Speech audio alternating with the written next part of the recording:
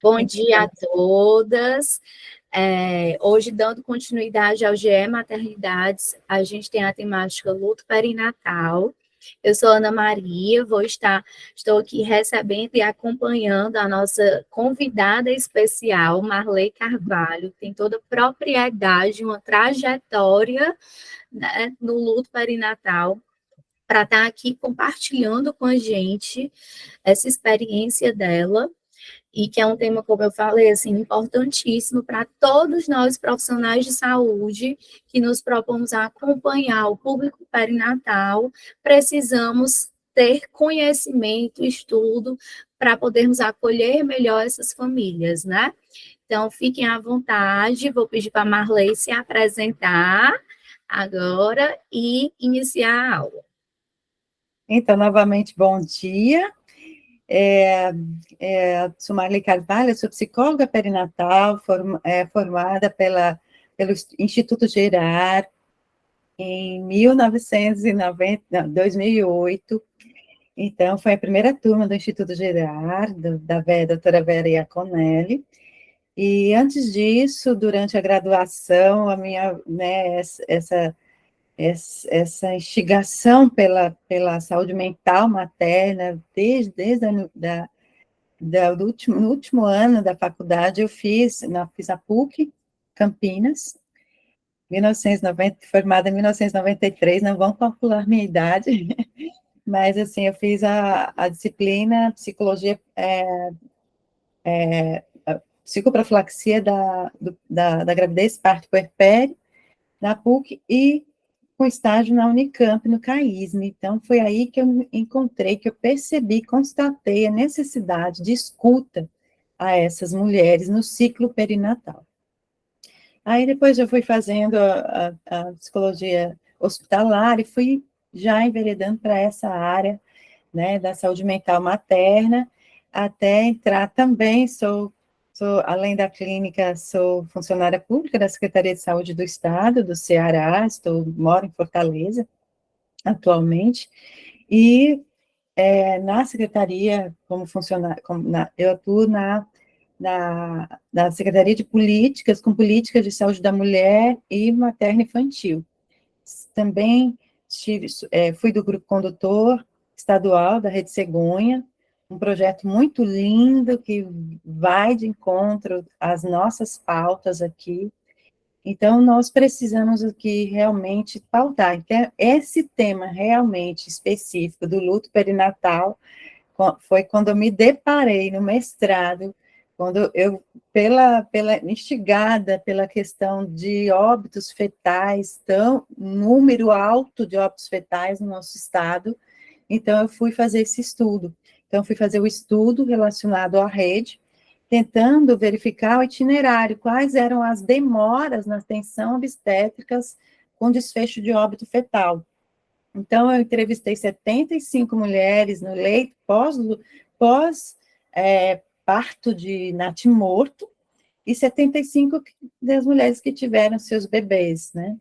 Então, para fazer essa comparação num caso controle. E para fazer esse caso controle, eu fui fazer, não tinha como não fazer uma escuta qualitativa dessas mulheres.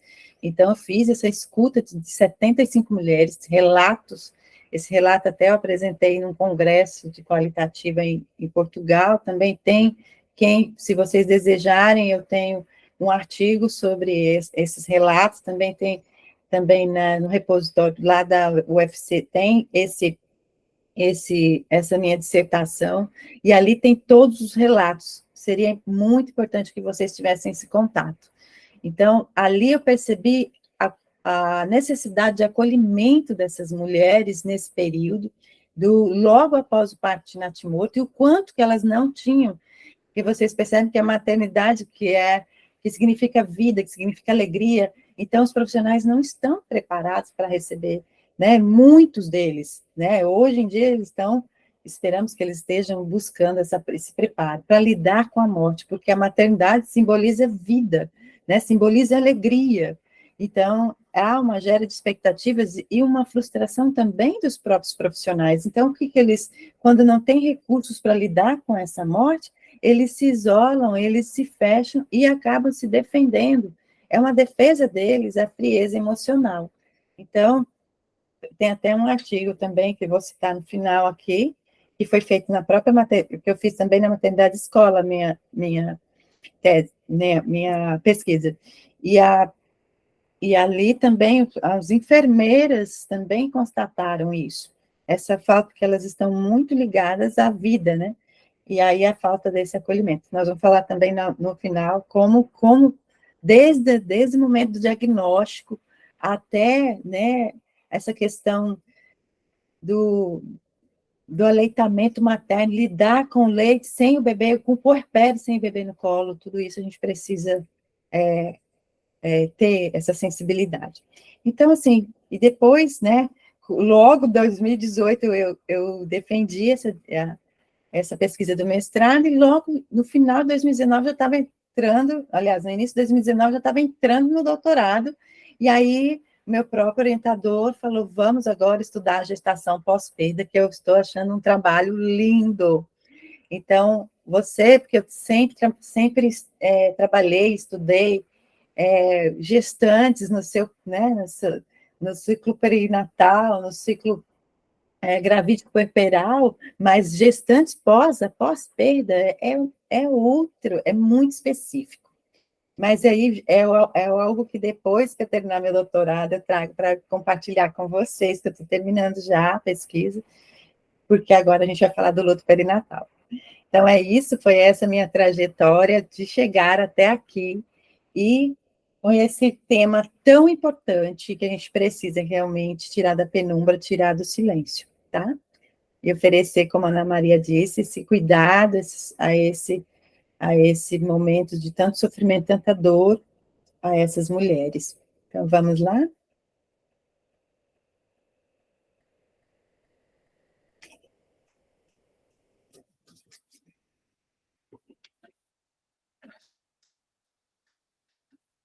Então, assim, trazer para vocês também o que me inspirou, né, também esse trabalho. Essa minha irmã, ela teve sucessivos abortos, né, e sempre que chegava no terceiro mês, ela morava na Alemanha na época, ela chegava no terceiro mês, ela me ligava, sempre acompanhando, ela me ligava, meu sonho acabou, sabe? Ela não conseguia segurar a gestação.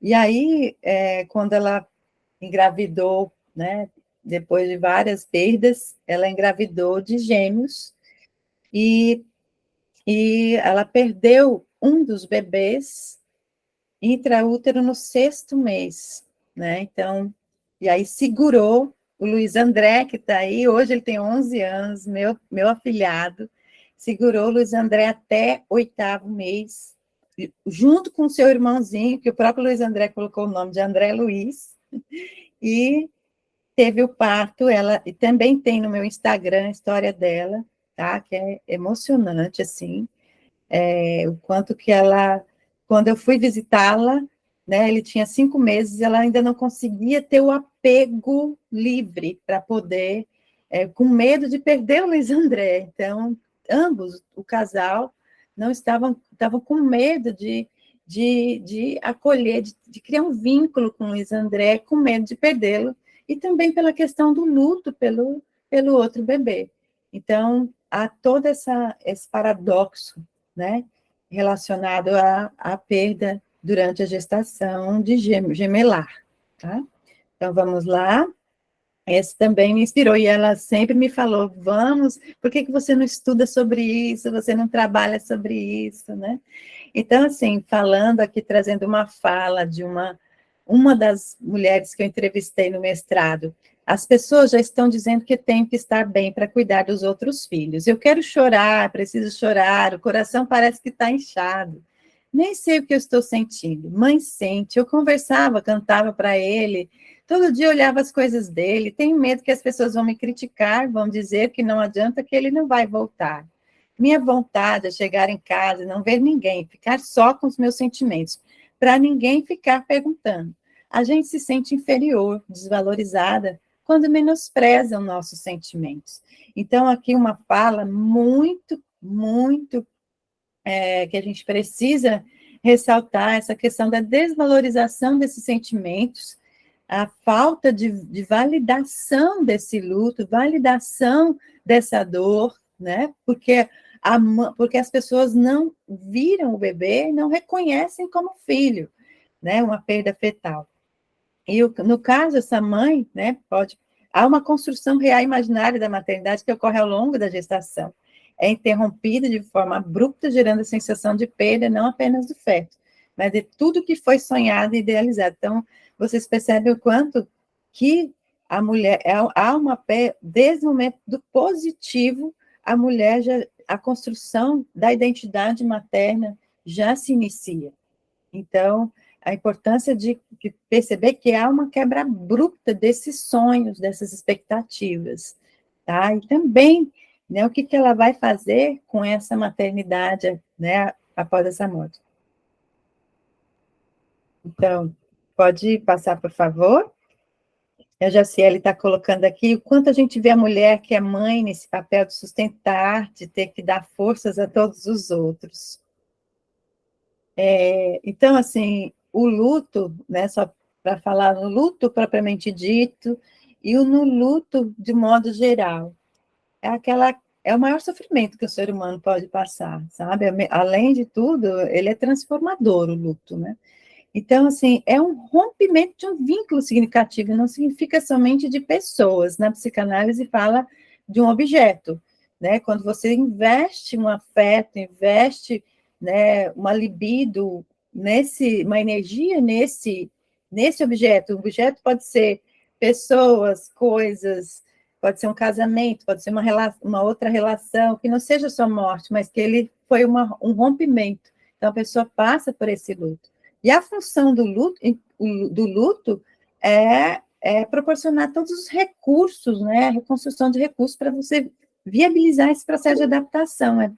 Você começa a se ver sem aquele objeto, sem aquela pessoa, sem aquela relação, né?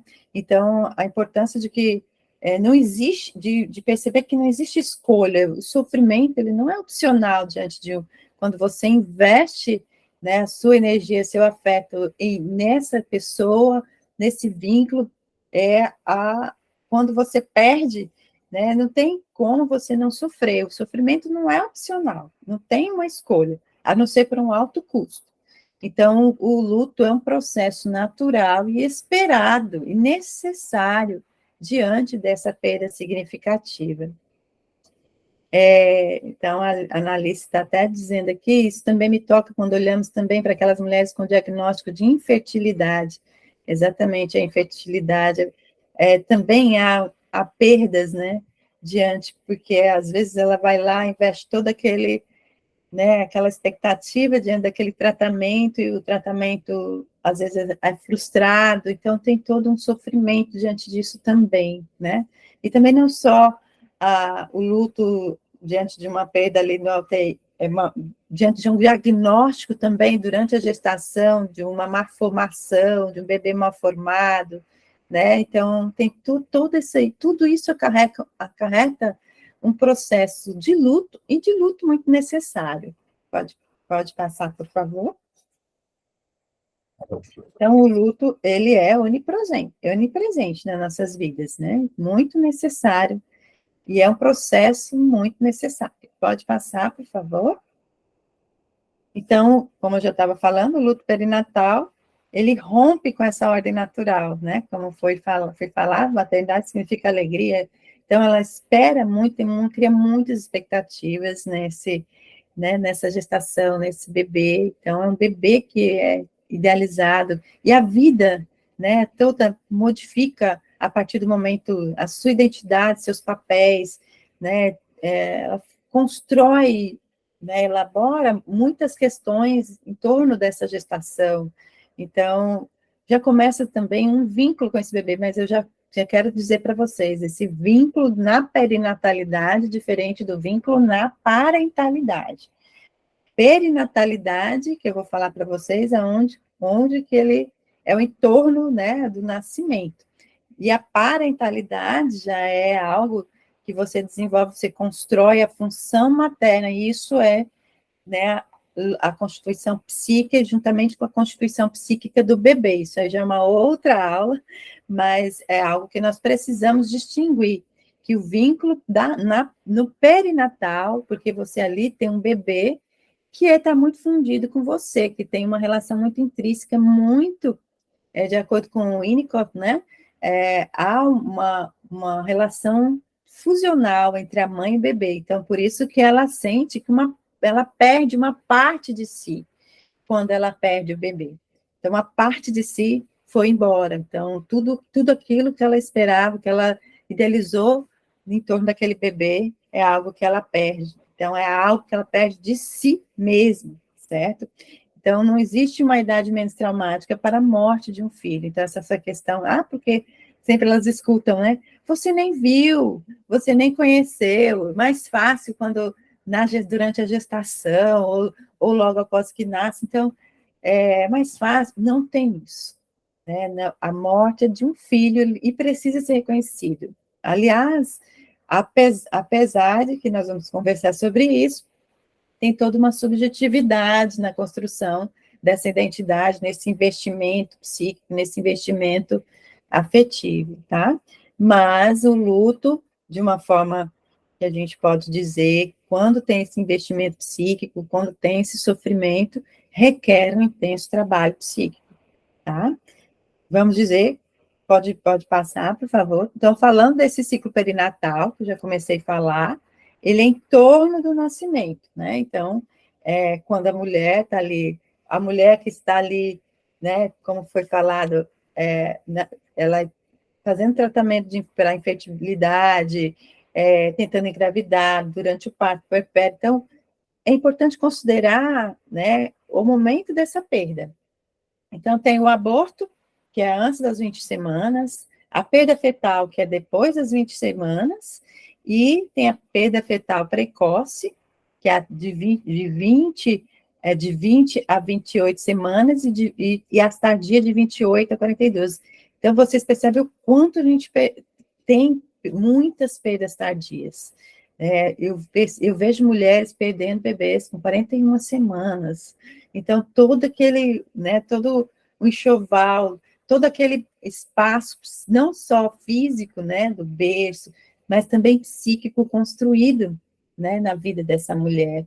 Então, a importância de perceber tudo isso. Então, também tem a perda intraparto, que é durante o parto, e o anteparto, que é antes do trabalho de parto. São as perdas fetais. E as neonatais após o parto até 28 dias. Então, são circunstâncias diferentes que exigem manejos diferentes. Por isso, a importância dessa escuta sensível, dessa escuta psíquica, tá? Porque nem sempre a gente pode atribuir sofrimento a todas essas perdas. Às vezes, a gente pode dizer que um aborto eletivo, por exemplo, é provocado, tem o aborto provocado, eletivo, ou aborto espontâneo. A gente nunca pode supor que essa mulher que provocou um aborto não vai ter um luto, não precisa elaborar o luto, ela precisa sim, mas isso tudo vai de uma escuta sensível e de uma escuta à subjetividade dessa família, dessa mulher, tá? A gente nunca pode supor se tem sofrimento ou não, tá? Nunca podemos supor que o aborto, né, o aborto geralmente, ele supõe um sofrimento, mas nem sempre, a gente sempre precisa fazer essa escuta, tá? Então, a outra questão então, assim, dizendo que muitas mulheres, elas se organizam muito facilmente, tem outras que né, elas precisam desse trabalho intenso psíquico, né, da elaboração desse luto. Então, temos aqui o luto como um fenômeno psíquico, né, mas ele sempre está atravessado pela contemporaneidade, pelo nosso contexto histórico. Então, vocês percebem o quanto que nós estamos vivendo uma era da alegria, estamos vivendo na era do selfie, na era, né, de que falar em morte é algo mórbido. Então, geralmente, essas mulheres, a sociedade impõe uma expectativa de como essas famílias têm que vivenciar o luto, como que elas têm que se comportar diante do luto. E geralmente, assim, não oferecem espaço para a elaboração desse luto. Então, o que eles fazem? Como eles não aceitam, então, a própria mulher, ela se isola, não só a mulher, a família, nós precisamos pensar também no entorno, o pai, né? Não só a mulher, mas também o homem, e também as pessoas que estão no entorno, que também aguardavam por esse bebê. Então, assim, geralmente eles não encontram espaço de acolhimento a essa dor, e aí eles se isolam, eles tentam suprimir a sua dor. E as mães, elas se sentem assim, duplamente desamparadas, tanto pelo bebê que ela não encontra, né? E também pela própria sociedade, pela própria, às vezes até a família próxima, tentando minimizar o sofrimento desses pais, tentam falar palavras nada empáticas. Ah, logo você nova, logo terá outro filho, e isso causa um sofrimento muito maior, tá? Não há, mas aí assim, não há como inscrever essa perda no psiquismo, pois ela é sistematicamente desautorizada pelo entorno, né, pelo outro. Então, assim, quando a gente fala em luto insólito, vocês já ouviram falar de luto insólito? O luto insólito é a falta de reconhecimento, de validação dessa dor. É um luto, quando você coloca lá no Aurélio, né? Quando você faz a busca, o insólito significa o desconhecido. Então, pelo entorno, pela sociedade, geralmente esse luto não é validado, não é reconhecido. Então, acaba sendo invisível. E a própria, como eu disse, os próprios pais eles se suprimem a sua dor por não poder falar, a própria família não quer escutar. E eu digo para vocês o quanto que elas querem, eu fico percebendo isso nos grupos, o quanto que elas querem falar o nome do seu bebê, o quanto que isso faz vivificar, encontrar o seu bebê no luto. Então, a falta de visibilidade, esse distanciamento emocional dos profissionais, ou até do entorno das pessoas, das famílias, essa falta de validação, tudo isso causa a falta de elaboração desse luto e pode complicar. Então, esses pais estão um fator de risco muito importante para o luto complicado devido a essa falta de elaboração desse luto. Mas isso eu vou falar mais para frente também. Jaciele? Essa semana tive uma apresentação na faculdade, né, em que o tema foi sobre psicologia perinatal, e a gente levou uma convidada, que era uma psicóloga perinatal que trabalhava no hospital. E aí ela estava contando um caso para gente que aconteceu na experiência dela, né, que era dos médicos, quando a criança, né, já nascia morta, os médicos não queriam falar para a mãe, não queriam que essa mãe visse a criança, mesmo a mãe pedindo, eu quero ver meu bebê, eu quero ver meu bebê. E aí essa psicóloga, né, ela bateu o pé e falou, não, ela vai ver sim a criança. E aí, quanto os próprios profissionais, eles tendem a afastar isso, né, afastar a figura da criança, o visual, o toque, achando que isso vai acabar com o sofrimento, mas o sofrimento, ele tá ali. Ele não vai deixar de existir se a mãe não vê o bebê, né? E, inclusive, esse contato com o bebê pode até ajudar na ressignificação. E aí foi isso que ela trouxe para a gente, assim, né? O tanto de violência que acontece em torno desse luto, desse sofrimento que já é muito difícil. Hoje em dia, até que tem até, assim, alguns lugares que tem protocolos desse atendimento, de boas práticas a esse atendimento ao luto, mas assim, a gente via isso mais, né, nas décadas anteriores, que eles afastavam tudo que significava morte, né, que lembrasse o bebê, e como se isso fosse causar maior sofrimento, que isso é um tabu, né? Isso é algo que e o quanto que elas precisam falar sobre isso eu percebi na minha pesquisa, o quanto elas precisam desse acolhimento. Então, eu até percebi, eu vi assim uma mãe que teve um bebê de gêmeos também, né?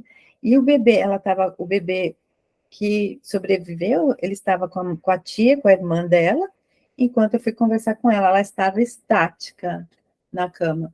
Ela estava ali, né, imóvel, imobilizada, só mexia os olhos. Então, assim, e sem nenhum contato com outro bebê. E aí eu fui conversar com ela, ela falou que a enfermeira não deixou o bebê pegar, porque ela estava com pressão alta, e que perigoso que a pressão podia subir mais ainda, se ela pegasse o bebê. Então, olha só, a concepção e a ilusão, a fantasia de que isso vai causar mais sofrimento se ela queria pegar o bebê, e a enfermeira não deixou, porque a pressão podia subir. Então, olha só, gente. E ali ela estava estática na cama. Então, sim, e aí foi conversar, ela foi conversando e trazendo tudo isso para mim. Então, também essa questão, quanto que ela está identificada com esse bebê, e isso faz com que ela se sinta como bebê, estática, imóvel, imobilizada, imortalizada, mortificada, porque ela estava identificada com o bebê. Então, como o Winnicott fala, estudem o Winnicott, porque é apaixonante, viu, gente? Ele fala desse vínculo, dessa identificação da mãe com o bebê, desde a gestação. Então, ela se sente, e isso ajuda muito no vínculo com o bebê e no atendimento das suas necessidades. Então, o quanto ela já estava identificada com esse bebê, e ela estava ali se sentindo estática, como o bebê que ela perdeu. Então, realmente, obrigada pela sua contribuição, Jaciele, realmente é essa questão que a gente, né? E outra também, a gestação gera na mulher algo assim de muita potência, de muita onipotência, e quando perde, você sente essa sensação de fragilidade, de que aí toca no seu narcisismo, na sua onipotência de gerar e parir, né?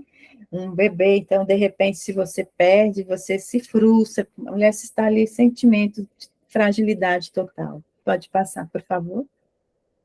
Então, muitas vezes, para minimizar a dor, os pais ouvem: calma, você é jovem, foi melhor assim, sua pressão, olha essa questão, sua pressão vai subir se você chorar, se a mãe chorar, o bebê não sobe. Ó, já viram? Isso aqui é um mito.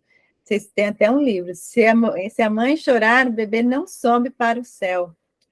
Então, tem até um livro que fala sobre isso, que é como se as lágrimas fossem pesar as asinhas do bebê e ele não subisse para o céu. Olha só o mito, quanto que isso, então a mãe não pode chorar. Então, poderia nascer e não sobreviver. Não chore, você tem outros filhos para cuidar. Deus sabe o que faz, vira a página. Então, toda essa questão, né? Levanta, sacode a poeira e dá a volta por cima, tentando tirar a mulher, né, do seu tempo necessário de luto. Então, tudo isso faz com que as mulheres se sentem humilhadas, né, fragilizadas, e como se os bebês, seus bebês fossem substituíveis, né? Então, e não é reconhecido como filho, é um filho, desde o momento que ele está gestando, está gerando, a concepção é um filho. Né? Pode passar, por favor. Então, assim, vamos trazer aqui também, precisamos, quando a gente fala em luto, saber quais são os mitos relacionados ao luto. Então, que luto só tem sentimentos negativos, precisamos saber que nem todas as mulheres ali vai precisar de um atendimento nosso. Elas precisam saber que tem o atendimento, que está disponível esse atendimento, né? Se ela precisar, ela possa solicitar, mas que nem todas, que o luto vai acontecer de forma espontânea, tá? Isso não vai, o luto não é patológico, tá? Nem todos os lutos têm sentimento negativo, nem o luto não é só tristeza. Como a Ana Maria disse, no luto há beleza também, tá? Se você vê uma mulher rindo lá depois, né, de um parto super feliz, e que ela pegou, que ela segurou o bebê, né, que ela despediu desse bebê, então ela está super realizada com isso. Então, nós não podemos dizer que ela está ali depressiva, que ela vai precisar de um tratamento psicológico, psiquiátrico, logo, assim, tão logo, entendeu? Então, precisamos colocar na nossa mente isso, o luto é necessário, o luto ele precisa ser possibilitado para ser elaborado, e ele pode ser elaborado sozinho também, né, sem a nossa ajuda. Nós só precisamos dar essa oportunidade, né, de vivenciar esse luto. E aqui nós temos até a Kübler-Ross, não sei se vocês já viram, tem um processo de sucessivas fases do luto, mas elas não são, nem todas as pessoas passam pelo mesmo processo, por todas as fases, principalmente no início. O luto é muito desorganizado, sua mente está totalmente desorganizada. Então, você passa pelo luto pelas fases no mesmo dia. Hora você está barganhando com Deus, hora você está negando a morte, hora você está no mesmo dia. Então, essa montanha russa de sentimentos no mesmo dia. Então, que o luto é patológico, ele não é patológico, não é nessa questão de medicalizar o sofrimento, nós precisamos perceber que hoje em dia o sofrimento está sendo medicalizado, né? Qualquer choro a pessoa já quer encaminhar para psiquiatra, já quer diagnosticar, já é depressão. Então, assim, é um processo, também um mito, que precisa ser superado. O luto não precisa ser superado, ele precisa ser ressignificado. Então, a pessoa jamais é a mesma depois que passa por uma vivência tão forte quanto o luto, se ela investiu esse afeto, como eu disse para vocês. Então, se ela perdeu essa pessoa, que era objeto de afeto, de investimento psíquico, então, ela precisa ressignificar a sua vida, como será a sua vida após a perda dessa pessoa. Então, ela vai precisar dar outro sentido para a sua vida, mas para isso ela precisa elaborar, precisa trazer os sentimentos, precisa encontrar espaço para expressar esses sentimentos, é acolhimento dessa dor. Então, o luto é outro mito, é externo a mim, não é algo que vem, não, ele é interno a mim, é um processo interno, é um processo psíquico, e que traz muitas transformações psíquicas, né? Então, assim, e que existe tempo para findar o luto. O luto não é algo linear, de começo, meio e fim. Até porque é uma feridinha, eu costumo dizer que é uma feridinha que às vezes tem momentos, por exemplo, datas comemorativas, que você arranca aquela feridinha e acaba sendo, o luto pode vir à tona. Ele não é linear, ele é pendular. Então, a hora você está muito ligada ao luto, ao sofrimento, à saudade, quem passa por luto sabe exatamente o que eu estou falando. E a hora você já está ligada às suas atividades, né? Suas atividades do dia a dia. Então, o luto é pendular. E nesse pendular, você vai tentando encontrar a sua restauração, o seu equilíbrio, tá? Nesse pendular. Mas, por exemplo, meu pai faleceu há 2 anos pelo Covid. E quando agora completou 2 anos, arrancou a feridinha, arrancou a casquinha e vem à tona tudo, né? Então, aí volta, memórias. Então, é importante, isso é muito normal, tá? Que nem sempre precisa de intervenções, mas é muito importante saber que pela toda essa cultura que não acolhe, acaba sendo prejudicado, tá? Pode passar, por favor. Então, trazer para vocês que o luto é muito individual, muito subjetivo, até aqui trouxe o luto é uma terra sagrada que pertence a cada um de nós, tá? Então, ela é uma transição, é uma nova vida, novo sentido, como eu disse, pela questão da ressignificação, é um processo, e de integração do processo de luto à sua vida. Então, você integra, é algo que está dentro de você, você integra essa pessoa de uma forma muito linda dentro de você. Então, nesse processo também a beleza, como a Ana Maria já tinha dito, a alegria, paixão, amor, tudo isso, todos os sentimentos, significa amor. Então, você eterniza a vida dessa pessoa dentro de você, eterniza a história de vida, né, na sua própria, integrando a vida da pessoa, a sua própria vida. Pode passar, por favor. Então, precisamos considerar isso, gente, a subjetividade de cada pessoa. Para isso, a gente precisa oferecer escuta e nunca a gente trazer julgamentos que a pessoa está aí sofrendo, precisando de que ela está adoecida por conta disso. O luto não é patológico, mas tem uma dor que é insuportável. Mas que, até costumo dizer até as minhas pacientes, que você cresce, né, a partir do momento que você ressignifica, que você, né, desenvolve, você dá assim, novos sentidos para a sua vida, você cresce, o luto vai ficando, a dor vai ficando pequenininha, e você vai crescendo. Mas a dor está ali. E tem hora que a dor vai acordar, né? Como eu disse, datas comemorativas e data de... Para as mulheres até é complicado, assim, a data que morreu, a data que nasceu, né? Foi o parto, a data que, nossa, assim, a data que teve, que gestou, então tem muitas questões, assim, então, que, né, acordam o luto. Aí eu sempre digo, acordou o luto? Deixa o luto acordar, sinta essa dor, né, deixa os sentimentos fluírem, e é isso que vai, né, isso vai, você dando voz, né, ao sofrimento, a alegria vai vir, porque se você abre o coração para o sofrimento, para a dor, para a tristeza, então você vai abrir o seu coração também para a alegria quando ela chegar, para o novo, né, que a vida traz.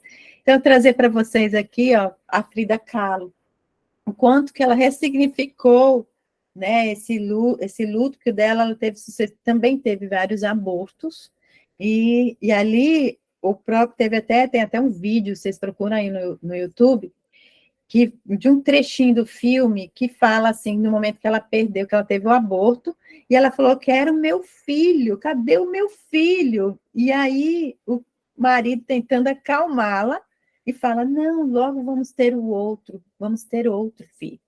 Então, o próprio marido tentando minimizar o sofrimento dela, e ela, né, o que ela fez? Ela buscou recursos, né, o luto é isso, você busca recursos internos, o dela foi a pintura, para você materializar esse luto e ver, sentir o seu luto e elaborar o seu luto, que é muito importante, ressignificar esse sofrimento, tá?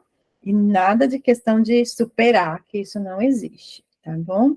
Nada de virar página, você vai incluir novas páginas na sua vida. Isso mesmo, ela teve sucessivos abortos.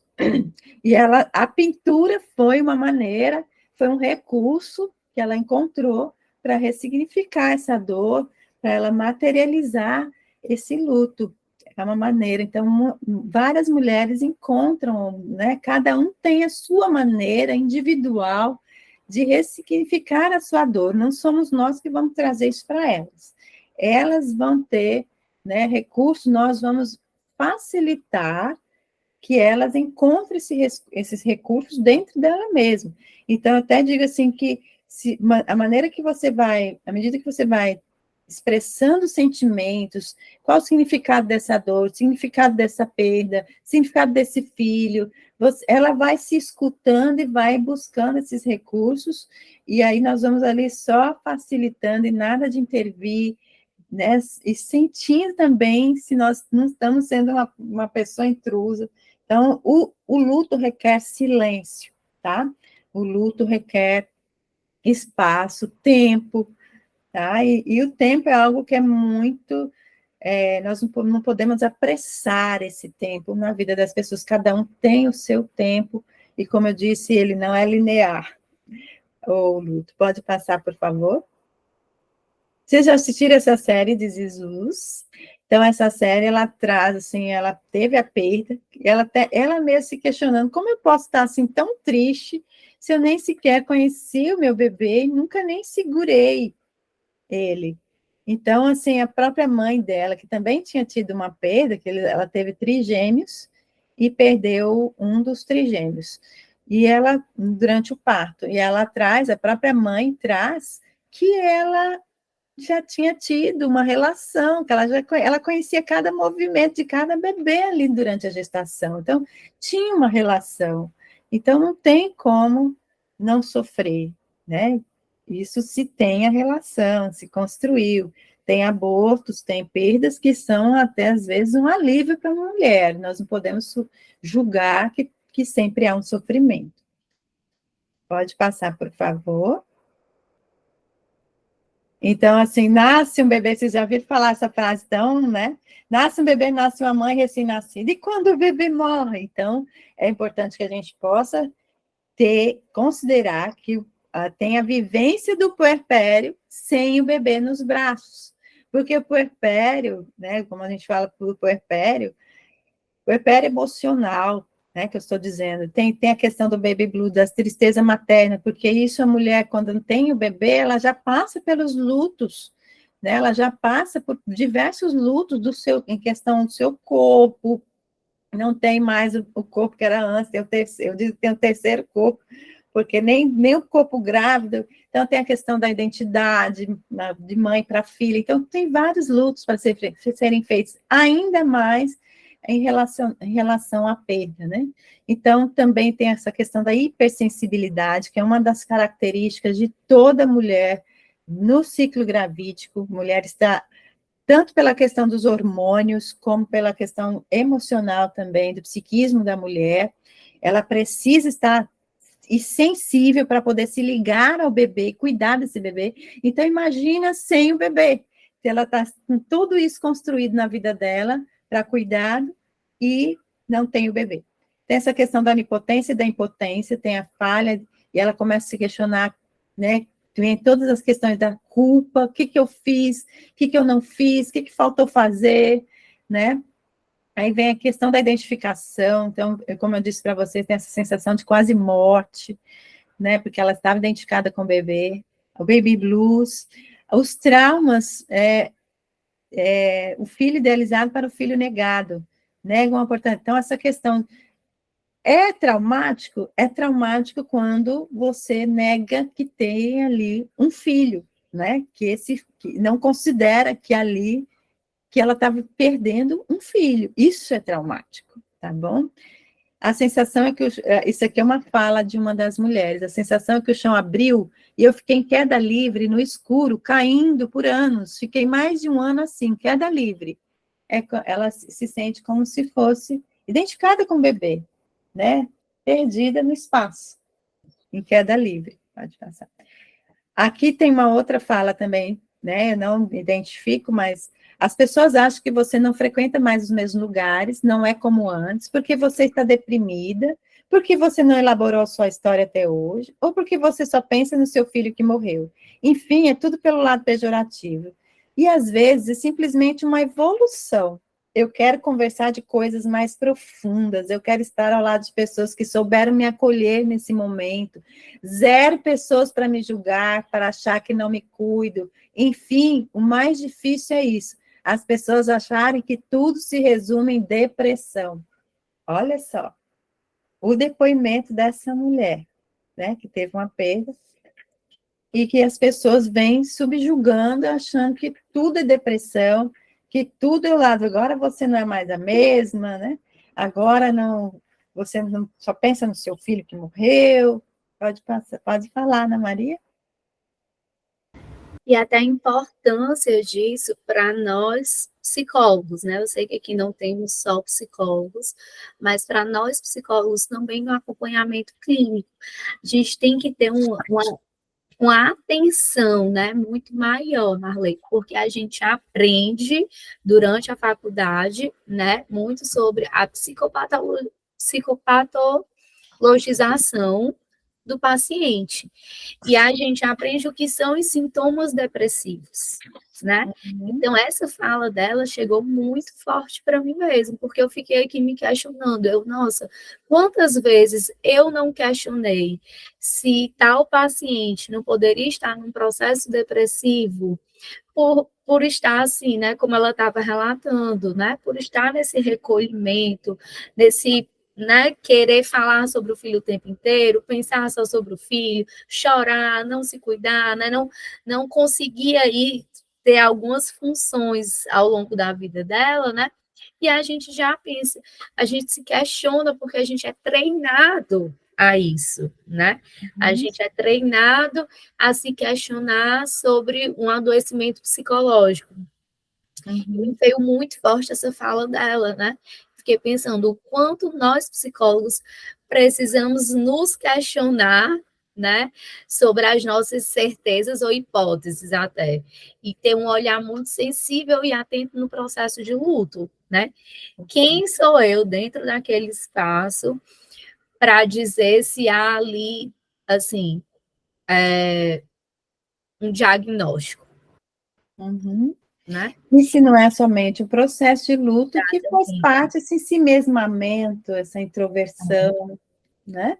E eu Esse, entendo, né, o assim, mundo todo se apaga, né? E ela tem esse olhar mais para a história dessa pessoa que ela perdeu, né? Para essa questão é um processo de descatequização, sim, que é a questão da catexia, né? Que você investe, é um investimento psíquico, então você tem que descatequizar, né? Te retirar, fazer essa retirada, mas para isso tem que ter um processo, é uma construção, é algo que precisa de muito tempo, né? E um tempo muito subjetivo.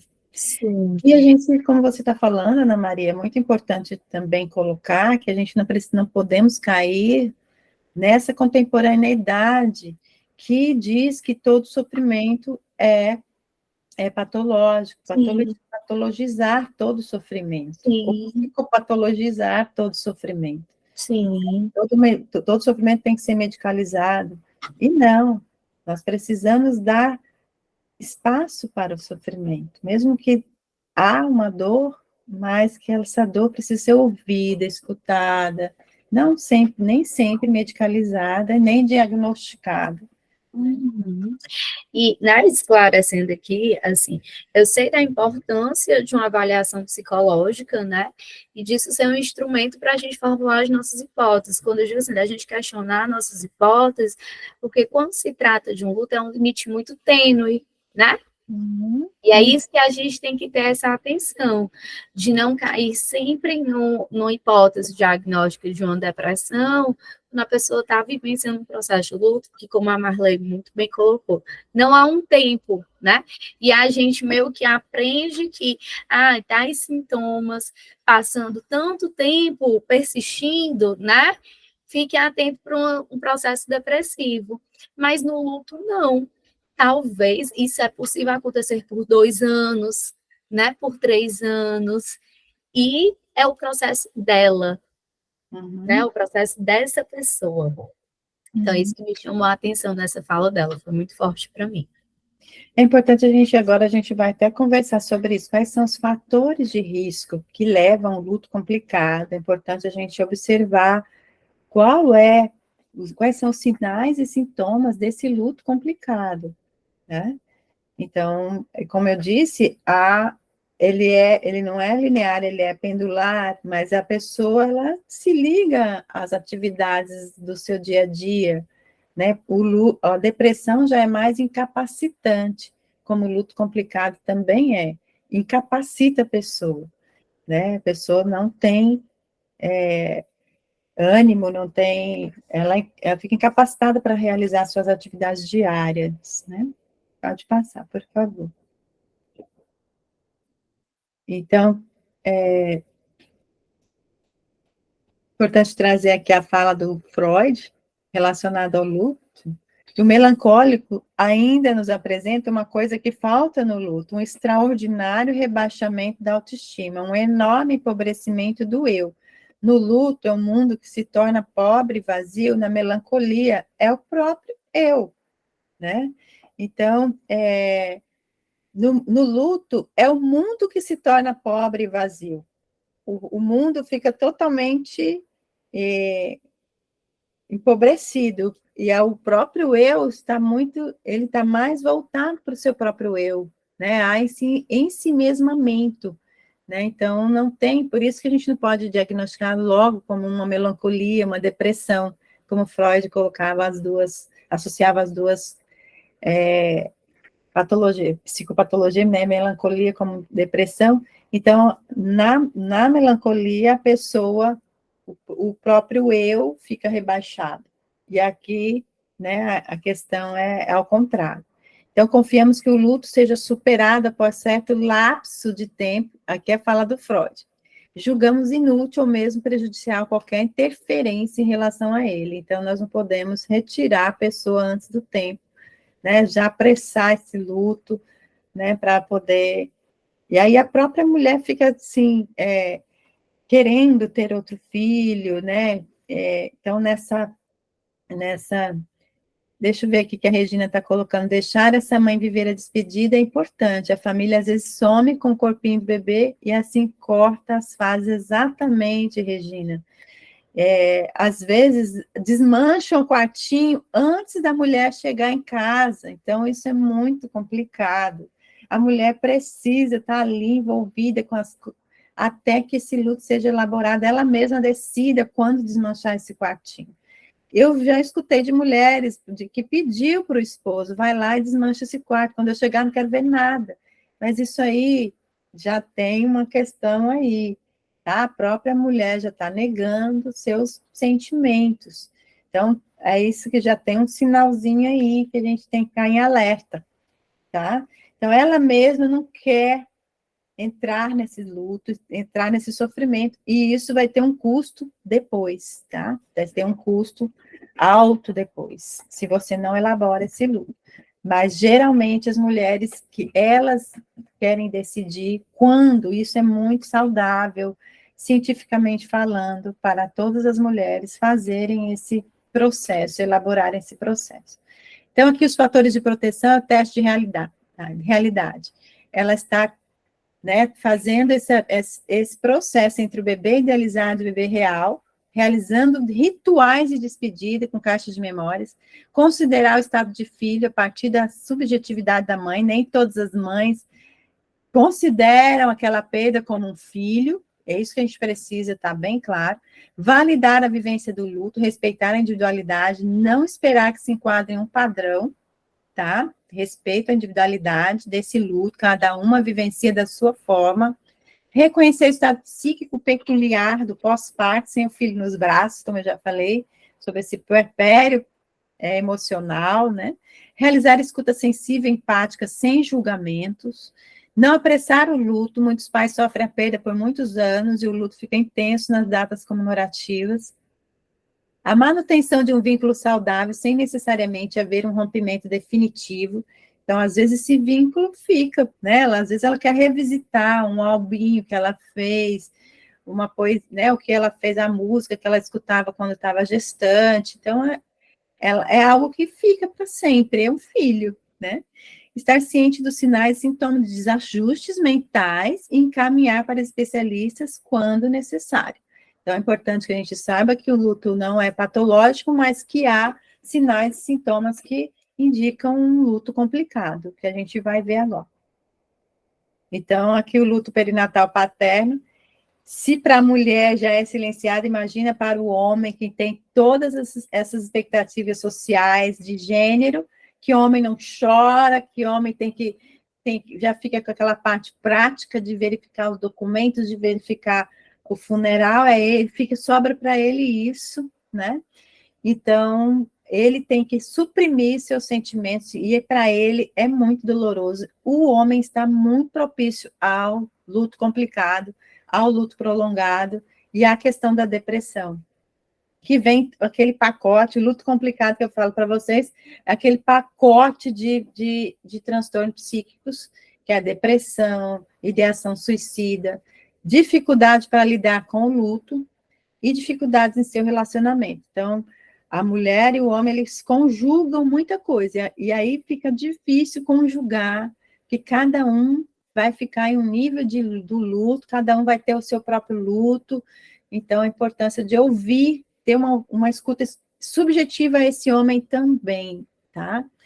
Então, saber como é o processo e dar espaço, porque geralmente as mulheres é que buscam, né? Para as mulheres a gente vê muitos grupos, e o homem não está tendo esse espaço. Então, é importante a gente fazer essa escuta, eu admiro muito. Nos meus grupos, eu sempre falo, pelo menos no último dia, vamos trazer esses homens. E tem muitos homens que ficam ali do lado escutando, gente, porque eles precisam, e às vezes como não tem outros homens, eles ficam com medo, com vergonha de entrar. E aí eu percebo, assim, quando eu trago no último dia, na despedida, pelo menos, eu percebo homens que vêm falando de tudo que ele escutou todos os dias, né? E quanto para ele foi positivo estar ao lado da mulher, mesmo que ele não apareceu. Então, tem depoimentos lindos assim. Pode passar, por favor? Então, aqui um depoimento de um pai, que eu queria saber o horário. Ana Maria, estou atrasada, né? São 10h12. Poderemos ir até 10h30? Sim, sim. Dá certo? Então, Dá certo. vamos correr um pouquinho. Então, o luto perinatal paterno, né? Eu entrei na sala para atender, ela estava em trabalho de parto, como a minha entrevista é somente era após o parto de natimorto, mas eu fiquei conversando com o homem, né, com o pai. E a mulher, olha só, ela estava em trabalho de parto de natimorto numa sala de enfermaria com outras mulheres, com outros bebês, já começa a questão por aí, né?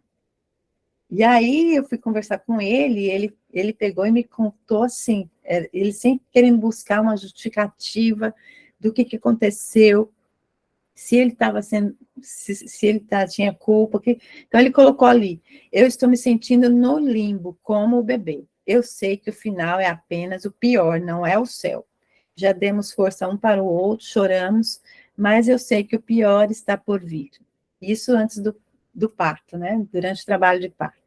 E aí, logo após o parto, fui conversar com a mulher e ele trouxe o seguinte depoimento. Eu tive um relacionamento de cantar, de falar, ela responder. A gente teve essa interação, não estou tendo ausência, não preciso substituir, eu estou tendo presença, por isso a gente sai seguro do que ocorreu. Saber lidar com o momento de tristeza, de alegria, de doação, a cumplicidade foi importante. Certamente não somos os mesmos que saíram de casa nessa madrugada. Então, eu até colocar aqui para vocês. Eu fazia ali né, dava ali minha orientação de psiperinatal, para dizer que ele estava ali naquele sofrimento, a mulher em trabalho de parto, e ele naquele buscando quem era o culpado, tá? E naquela angústia eu falei, se envolva nesse trabalho de parto, se envolva nesse nascimento, fique junto com ela, sabe? Eu dei essa orientação a ele. Não era uma pesquisa, né? Mas eu fiz. E aí, olha só o que ele traz, né? Que ele está tendo presença, que ele soube lidar com momentos de tristeza, de alegria, de doação, e que a cumplicidade foi importante. Então, como se ele estivesse trazendo um feedback para mim, né, que a cumplicidade foi importante. Certamente não somos os mesmos que saem de casa nessa madrugada. Então, às vezes, assim, uma simples fala, assim, que às vezes você não precisa intervir, só escutar. Mas se você está enxergando algo que ele não está enxergando, que aquilo que você possa dar ali uma luz, né? Certo? Que você seja a luz nesse caminhar, tá? Até que eu escutei de uma delas esse dia, que o trabalho não foi uma luz no fim do túnel, que o trabalho foi uma luz no caminhar desse luto, né? Que lindo, muito lindo. Então, os fatores de risco do luto perinatal, então, por si só, o luto perinatal já é, né, um fator de risco, porque não existe uma morte traumática, menos traumática que uma morte de um filho. Então, o próprio ciclo vital já traz essa questão de que ser uma morte de uma criança, que já traz o inverso, né, do que a gente espera, né? Então, o tipo de morte, quando a morte é repentina, a não realização de rituais, a história de vida com perdas múltiplas e sucessivas, luto não reconhecido ou não validado pelo lutado e pela sociedade, não permite a elaboração do processo de luto. Isso é um fator de risco. E a questão de risco de gênero, né, que eu já trouxe para vocês, pela questão do homem, que é a questão convencional de que ele não possa expressar seus sentimentos, não possa elaborar seu luto. Então, esses são fatores de risco no luto perinatal. Principalmente essa questão de não elaboração, a falta de espaço ou a falta de oportunidades para elaborar seu luto. Então, os pais enlutados já é um grupo de alto risco para luto complicado, tá? Então, transtorno, então depende também, como eu já disse, repetindo, do investimento afetivo, psíquico que foi feito nessa gestação ou nesse bebê. E o transtorno mental? Essa questão do luto complicado, ele já foi introduzido como um transtorno mental na nova classificação internacional de doenças, na CID-11, tá certo? Então, vocês podem procurar que o luto complicado está aí já, como um transtorno mental. E é um processo de luto intenso, persistente, angustiante e incapacitante. E aí, como eu disse já para vocês, que vem esse pacote de a depressão, transtornos de estresse pós-traumático, ideação suicida, ansiedade. Então, todos, há um pacote. Então, não, nós podemos já somente a depressão. Então, tem questões, a ansiedade, principalmente na gestação pós-perda, é muito frequente. São mais propensas a ocorrerem em pacientes com diagnóstico de saúde mental pré-existente e também, né, novamente trazendo essa questão da falta de elaboração desse luto anterior. Então, aqui, já ilustrando para vocês, isso aqui é como se fosse um comitê, né, de prevenção da mortalidade, que faz estudos de óbitos. Então, aqui eles descobriram que mortes maternas ocorreram principalmente em mulheres, por suicídio, em 2011 e 2013, ocorreram em mulheres que tiveram aborto espontâneo natimorto ou morte neonatal anterior, entendeu? Então, quanto que... E uma das recomendações desse relatório, que o relatório traz, é que as mulheres com história obstétrica de perda perinatal devem receber apoios adicionais, pois possuem risco de desenvolver problemas de saúde mental. Então, é muito importante a gente ter um alerta que, como eu já disse, o luto perinatal é um risco, põe potencial para transtornos, né, para o luto complicado, para transtornos mentais. Então, a gente trazendo aí, a gente trouxe no início que nós não temos que psicopatologizar o luto, mas sempre a gente observar os sinais e sintomas de luto complicado e sempre perceber que geralmente mulheres não tiveram a oportunidade de elaborar o luto. Então, isso vai ser muito prejudicial nas gestações subsequentes, na sua própria vida posteriormente. Então, aqui, quando um bebê morre, vou trazer aqui bem rápido para vocês a questão da boas práticas, atenção ao bebê e sua família. Então, quando um bebê morre, as experiências e percepções dos pais sobre o apoio e cuidados que recebem pode afetar a forma como os pais vivenciam o luto mais tarde e podem ter implicações para a sua saúde mental. Então, assim, como eu disse já para vocês, a forma como esses pais foram recebidos desde o diagnóstico, né, até o momento do parto, do nascimento, se ela teve a oportunidade de fazer a despedida, se foi oferecida toda essa oportunidade, então, de ter elaborado o seu luto, a sua vivência com o seu bebê, de despedida do bebê, né, e todo acolhimento à sua dor, tudo isso vai implicar, né, em como ela vai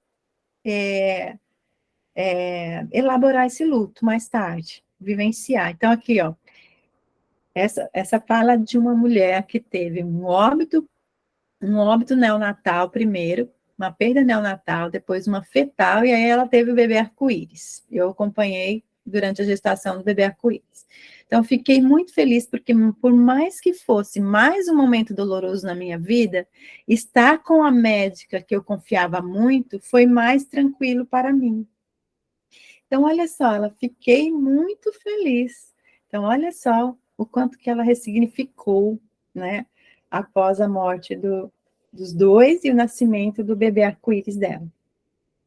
E aí, assim, eu queria ver se alguém quer falar alguma coisa, trazer alguma pergunta, porque as próximas vão ser os cuidados práticos, né, durante o nascimento, parto e pós-parto. Eu vou trazer bem rapidinho, porque a gente, por conta do tempo. Queria saber se alguém tem alguma questão ou contribuição, ou podemos seguir. Pode falar, Regina. Bom dia a todos. Bom dia. Eu vou falar aqui pelo microfone, porque aí fica mais rápido. Ô Marley, quando o natimorto, na verdade, ele nasce morto, mas proveniente de uma violência obstétrica, você consegue, dentro da tua prática, ver alguma diferença da vivência do luto dessa mulher por algum aspecto natural, ou seja, alguma patologia, né, alguma coisa neurológica, e dessa mulher que perde o filho a partir de uma violência, né, na hora do parto? Você disse assim, se essa mulher, se ela sofreu uma violência obstétrica, se eu consigo verificar alguma diferença em relação à elaboração do luto? Do luto com o bebê. Tipo assim, o bebê ele nasceu morto, né, ou morreu durante o parto, proveniente, por exemplo, da manobra, proveniente de alguma violência. Aí a minha pergunta é, se existe, assim, na tua experiência, se existe, na tua escuta, né, você percebe alguma diferença da vivência do luto dessa mulher com aquela criança que por algum motivo natural, né, ocorreu o falecimento, e daquela mãe que a criança ela faleceu por causa desse procedimento obstétrico violento, hostil. Eu não sei se eu entendi a pergunta, mas eu vou dizer para você que recai nessa questão da subjetividade, viu? Então, assim, cada mulher vai ter a sua experiência, sua vivência, é muito, como diz na psicanálise, é uma experiência muito opaca. Opaca. Opaca quer dizer assim, cada mulher vivencia da sua forma. Então, cada mulher encontra recursos próprios para poder vivenciar aquele luto. Lógico que nós vamos facilitar, de alguma forma, oferecer esse espaço para que ela possa estar trazendo todas as suas, não sei se vocês já ouviram falar, as suas mazelas, tem até um livro que chama Enigmas de uma Mãe. Depois eu vou trazer para vocês aqui qual é o nome do livro certinho, posso colocar lá no grupo, não sei se vocês estão no grupo. Então, que traz a importância de trazer toda essa ambivalência que está no entorno dessa gestação, a raiva, né, a onipotência, que antes ela estava tudo direitinho, e aí, de repente, acontece algo no parto, como eu já venho percebido, mulheres que vão para um parto humanizado, esperando aquele parto normal, de repente cria toda uma fantasia em torno daquele parto idealizado, e de repente acontece algo que é imprevisível. Então, já é algo para a mulher construir que a maternidade é imprevisível, que, né, em torno de que nem sempre que a vida é algo imprevisível, que nem tudo está no nosso controle. Então, a importância e tudo isso ela vai ressignificando na vida dela. Eu percebo isso, essas transformações quando você oferece espaço para essa mulher elaborar esse luto, ela percebe essas transformações que antes a vida dela era tudo no controle. Eu planejo isso, planejo aquilo, minha vida está tudo no controle, e de repente o parto, eu fico nas mãos do outro, e eu planejei o parto humanizado, coisa mais linda. depois uma amamentação, fiz cursos de amamentação, e de repente a gente já tem que saber que a maternidade é algo imprevisível, e que tem toda essa questão de que nada está no nosso controle. Então, até isso é algo a se construir, a se transformar na vida dessa mulher, que aí ela já traz para saber quais são os significados desse parto, desse bebê na vida dela. Ela queria, talvez, confirmar que tudo isso estava tudo no controle dela. E aí isso também é algo que a gente precisa ressignificar, né? Não sei se eu consegui chegar atender as suas coisas. Respondeu sim. Obrigada, Marli. De nada, Regina. Mais alguém? Vamos em frente. Então, estamos aqui, ó, uma das questões que é importante, mesmo que esse bebê seja um natimorto, mesmo que esse bebê, né, mas é o respeito, eles precisam ser tratados com respeito e cuidado. Eu sempre digo, morreu, mas tem uma janela de oportunidades aí, que essa vivência, essa experiência também tem que ser humanizada. Nós não podemos humanizar somente o nascimento, nós temos que humanizar a morte também, porque esse momento vai ficar marcado para o resto da vida dessa mulher. A mulher está nesse ciclo gravídico como um cimento fresco, à medida que você toca nela, fica essa marca para o resto da vida. Então, a importância de... Sempre eles reclamam que ela teve o bebê em volta de choros de outros bebês e fotos de figuras de mães amamentando no quarto, então, com outras mulheres amamentando. Então, eu escutei mulheres dizendo, perder meu filho já foi traumático, mas chegar aqui nesse quarto, com todas essas mulheres amamentando, foi mais traumático ainda. Então, e ela, né, então, assim, mas aí o quanto que a escuta é importante, até desses sentimentos ambivalentes, dessa raiva, de tudo isso, tá? Importante que vocês façam essa escuta, não precisa ser psicoterapêutica, mas que você escute toda essa raiva dela, né? Se a maternidade, a estrutura não ofereceu tudo isso, mas que ela tem espaço para elaborar isso também. Então, mas a importância de oferecer um quarto privativo, distante da enfermaria do pós-parto, nem sempre é possível, né? Porque as maternidades são sempre cheias, evitar contato com outros pais, com outros bebês, oferecer o acompanhante, porque é um direito da mulher, seja a mulher que vai ter ou não, bebê, né? Vai ter um natimorto ou nascido vivo, tem que considerar essas necessidades do acompanhante dessa mulher e oferecer para ele também essa acomodação. Então, disponibilizar o contato dos pais com o bebê no colo, né, ficar o tempo que ela quiser com esse bebê. Tem até, acho que no Canadá oferece o berço cooler, que é um berço refrigerado para a mãe ficar com o bebê o tempo que ela quiser. Pode passar, por favor, eu vou passando mais rápido, que nós estamos chegando. Então, essa hora de ouro, oferecer para ela oportunidades. Mas isso se ela quiser, tá, gente? Tem pais que não querem.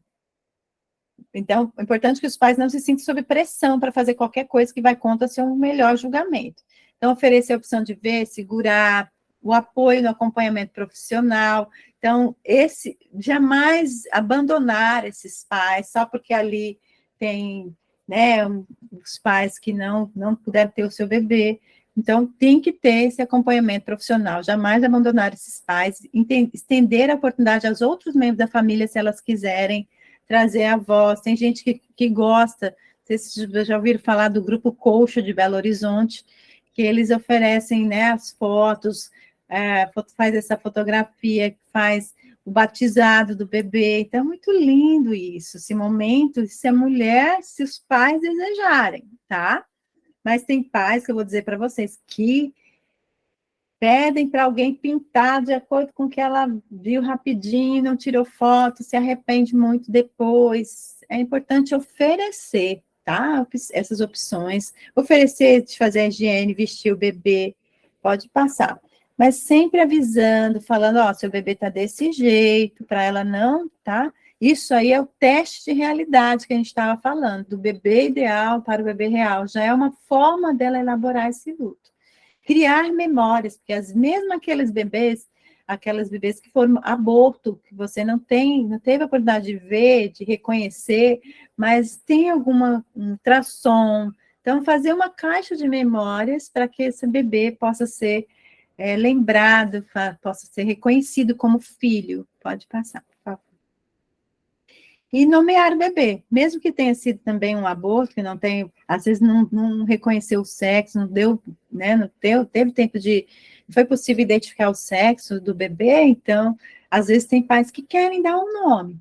Então, para poder falar dele e para poder reconhecê-lo como filho, isso é importante. Então, temos até, assim, aqui no estado do Ceará, estamos com essa dificuldade de registrar o nome de natimorto, mas tem aí essa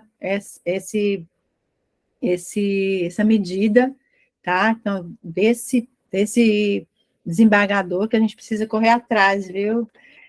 Com urgência para poder fazer valer. Eu conheço pessoas que estão aí numa luta para poder nomear seu bebê. Pode passar, por favor.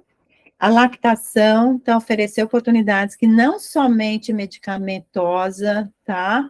Não somente o medicamento para suprimir a lactação, mas também tem outros métodos não farmacológicos. Temos que oferecer também a questão do banco de leite, se ela quiser doar. Isso é muito subjetivo também. Não podemos só trazer a oportunidade de suprimir a lactação, e isso nem sempre, às vezes a mulher tem maior sofrimento, porque ela toma um remedinho na maternidade e depois o leite ainda continua vindo. Então, é importante conversar sobre isso também. Pode passar, por favor. Aqui essa questão da Anvisa, depois de tanta reclamação das mulheres, a Anvisa fez essa nota técnica, que concluiu que a doação do leite humano efetuada por mães que passam pelo luto de seus filhos lactentes é possível, desde que outros critérios sanitários sejam respeitados, conforme a avaliação do médico responsável pelo banco de leite humano. Estamos terminando essa questão da alta responsável. É importante que depois do hospital se ofereça oportunidades, né, de conversar, de fazer essa articulação entre o hospital e a atenção primária, onde essa mulher vai, ambulatorial, o que for, onde essa mulher vai para fazer todo esse cuidado no puerpério, né, e não chegar, por exemplo, chega a mulher a agente comunitária da vacina lá, e aí, você já vai vacinar seu bebê? Sem saber, né, o que ocorreu. Então, é importante oferecer uma carta lá para atenção primária, ou então, para quem atendeu essa mulher no pré-natal, né, para que o ginecologista que vai atendê-la depois. Então, todo esse cuidado dessa alta responsável, encaminhamento para especialistas, e toda essa questão de, né, se ela quer fazer os exames para saber se, né, a necrópsia, saber o que aconteceu, quais foram os motivos do óbito. Então, tudo isso, a importância de oferecer também essa questão dos benefícios trabalhistas, todas essas orientações. Então, não oferecer, pronto, lava as mãos, não. Tem que ter essa responsabilização, tá? E também tudo isso, nós, psicólogos, precisamos nos orientar, porque ela pode perguntar quanto tempo ela tem de licença, qual é o direito dela, mesmo que a gente possa encaminhá-la para uma assistência social, então, mas é importante a gente também ficar sabendo.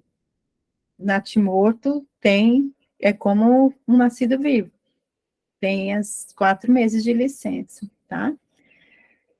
Então, aqui, o cuidado e apoio após a alta, então, tudo isso, assim, como eu já falei para vocês, é importante que o hospital possa oferecer todas essas informações, orientações de como foi, o que aconteceu, e oferecer também todos os cuidados as oportunidades que ela pode ter de grupos de apoio, de consultas de acompanhamento, de outros especialistas, de redes de apoio, tudo isso, as visitas domiciliares, tudo isso é importante oferecer de orientação. Pode passar, por favor.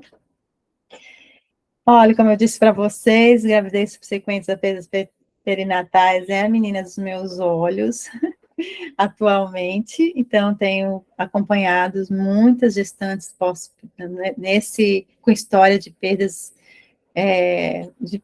perinatais, e vocês percebem, elas engravidam dentro de um ano, 50%, 50% a 80% dessas mulheres engravidam dentro de um ano, não é para substituir, mas por toda essa questão da maternidade, essa construção elas querem vivenciar a maternidade, mas mesmo assim elas vêm com todas as sequelas da gestação passada, não só física, mas emocionais.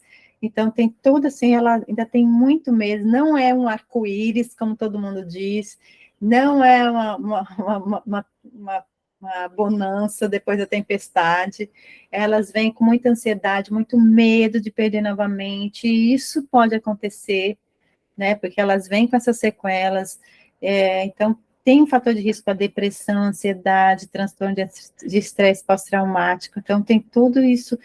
Então, aumenta o risco de prematuridade, elas ficam com medo, quem fez um parto normal, humanizado que for, elas querem parto cesárea, então elas querem, então tem o risco de prematuridade, e também muitas não querem nem sentir o movimento do bebê, então tem muitas, para fazer esse vínculo também, o apego fica muito comprometido, então o nosso acompanhamento é importante, mas é de muita peculiaridade, muita subjetividade de cada uma, tá?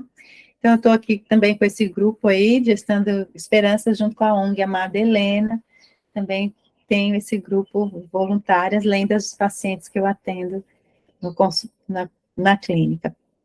Então, vivenciar o luto tem esses 4 benefícios de autoconhecimento, ela se conhece através dos seus sentimentos, que cada uma tem a sua forma de reagir, de sentir nesses momentos tão intensos na vida delas, né, psiquicamente falando, então isso é uma forma de autoconhecimento, de amor próprio, porque quando elas se oferecem, respeitam os seus sentimentos, isso é um sinal de amor próprio, e de restauração, porque, como eu disse para vocês, todo esse pêndulo, esse processo pendular do luto, acabam encontrando seu equilíbrio, seu novo sentido para a sua vida, ressignificando sua vida, e, no fim, toda essa compaixão por quem está passando pelo mesmo processo que você.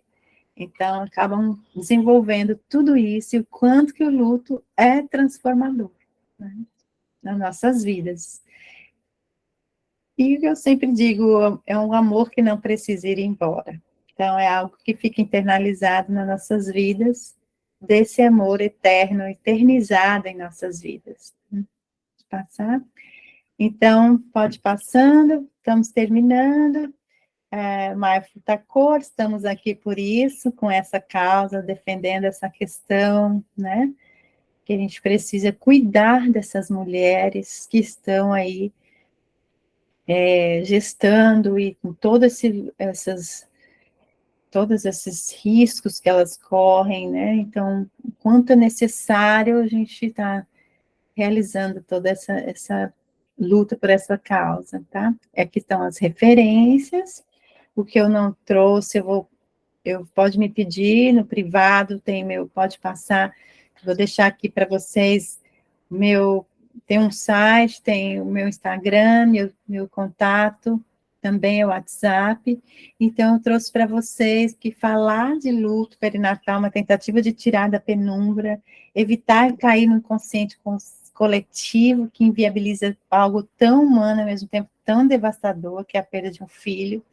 Então, aqui um convite para vocês, para que a gente possa lançar esse olhar cuidadoso para essas mortes que ocorrem com tanta frequência, muita frequência mesmo, e para essas histórias humanas que serão definitivamente transformadas, não só por ela, mas também pela qualidade da assistência clínica recebida em todo o processo. Esperamos que este seja mais um passo para esse diálogo, para a compreensão dessas experiências e para a estruturação desse cuidado que pode ser difundido, mas sempre respeitando a história particular de quem vivencia a perda gestacional. Então, aqui um resumo de tudo o que eu trouxe para vocês, e agradecer pela oportunidade maravilhosa e me colocar à disposição, se você, como eu disse, é apenas um começo, tá? Dessa fala, desse diálogo, que a gente possa estar junto em outros encontros, e quem sabe um dia a gente fazer um encontro presencial, para trazermos todas essas nuances do luto perinatal.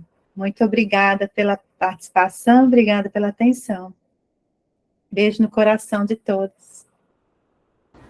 Marley, assim, a gente que agradece, né, imensamente. Que aula espetacular, assim, muito bem colocada, né, pontos importantíssimos, com uma sensibilidade, uma técnica, uma linguagem acessível. Então, eu agradeço muito, certo, a sua disponibilidade em trazer com tanta ética e cuidado, conhecimento, né, a gente vê a sua trajetória tão rica de conhecimento, para além da experiência na temática, né?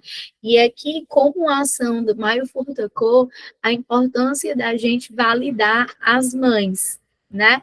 Sim, essa pessoa que teve perda gestacional, seja no início da gestação, se ela se considera como mãe, ela vai ser mãe desse embriãozinho pela vida toda, né? E nesse processo que a gente tem de se importar com a mãe, inclui também essas mães que tiveram perdas gestacionais, neonatais, e a importância da gente validar isso, de assumir essa causa dela, né? O Maio Furtacô o nome Furtacô vem dessa diversidade, né? Por isso que a proposta do nosso GE Maternidades é a gente trazer a diversidade das maternidades e como a gente pode promover um maior cuidado à saúde mental dessas diversidades, né? Então, agradeço muito, Marley, a participação de vocês também, né? Reforçando aqui mais uma vez, assumam essa causa e multipliquem esse conhecimento, né? Desenvolvam ações a partir desse conhecimento que vocês estão recebendo. É possível a gente tirar uma foto, todo mundo, se puderem abrir o... Sim. Quem ficar à vontade, gente, por favor, abram a câmera. Tem como abrirem a câmera?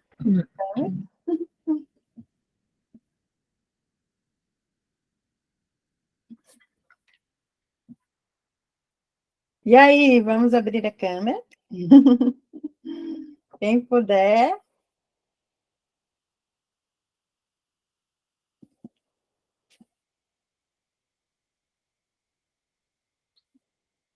E já! Prontinho. Então, gente, um abraço a todas. Obrigada pela atenção. Obrigada. Obrigada, Ana Maria. Foi um prazer. Agradeço. Vamos continuar a nossa parceria. Vamos sim. Luta, tá, Pode contar comigo sempre. Tá certo. Tchau. Um abraço, tudo de bom. Bom final de semana para você.